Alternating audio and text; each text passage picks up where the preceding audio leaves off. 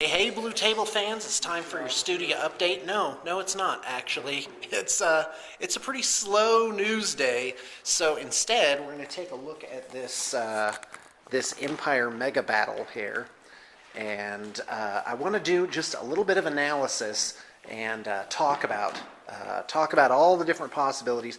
First off, we just finished the third turn, so the game's only half over, and so basically, we added up the points. The Ogres have about 5,300 points, so they've wiped out about half of the Empire army. And the Empire has about 3,400 points, so they've wiped out about a third of the Ogres. Not an insurmountable,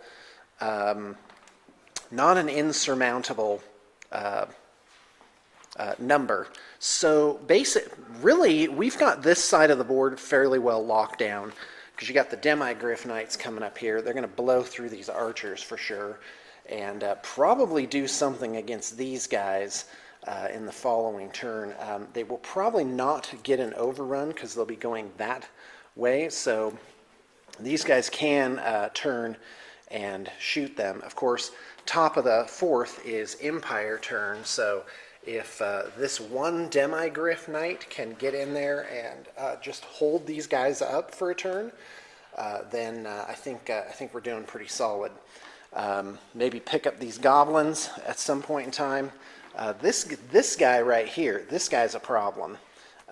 This is a spider rider, and he could possibly scoop up that cannon. However, the cannons do have quite a bit of range. I do believe at least 60 inches, so that's 5 feet. And so after the flagellants are wiped out this turn, our plan is to pick up the Arachnarok through various cannon fire here. So it's gonna be close, but quite frankly, I think we're gonna sew up this whole part of the board. Now I've got the steam tank chugging along, and our hope that, well, the problem is all of the points is really tied up in these two units.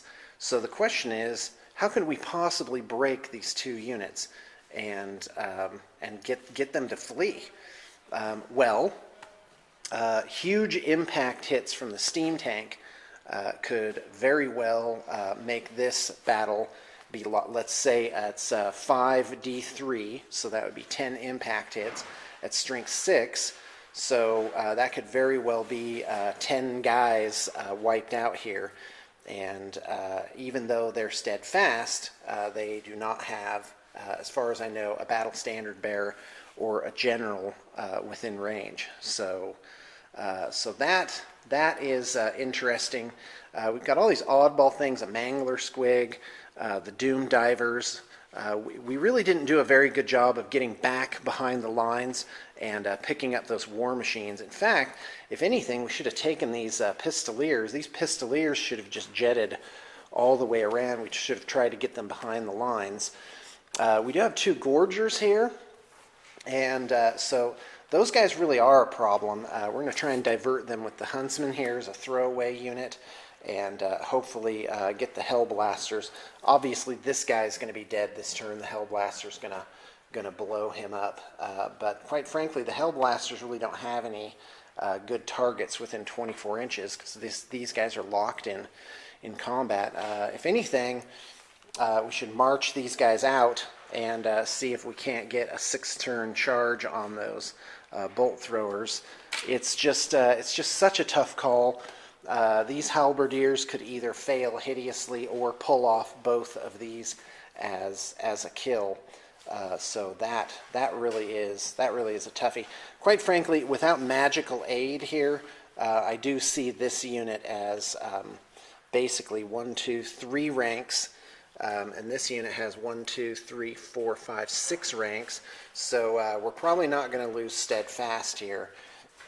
But the fact is, we've only been peeling away these Ogres 2 or 3 at a turn, and that is just not good enough to get through that. However, the Ogres are not steadfast, but that really doesn't matter, because as we've seen, we usually end up with, as many as 16 casualties off of this combat here. So it's just such a tough call. If we have this guy, you know, throw 6 dice at something unprotected by Throne of Vines, then there's going to be some possible blow upage. So anyway, we could pull this off. The real challenge is going to be to not lose any more units, and we could pull it into a tie situation just by picking up a lot of miscellaneous stuff and then not losing a lot of stuff either. But to really swing it out into a victory, we're going to have to somehow blow up one of these 2 giant units. There's simply no way around it. Each one of these has to be at least, I don't know, this ogre unit has to be at least 1,000 points. So that would be really something if we pulled that off. But the law of averages is really working against us here.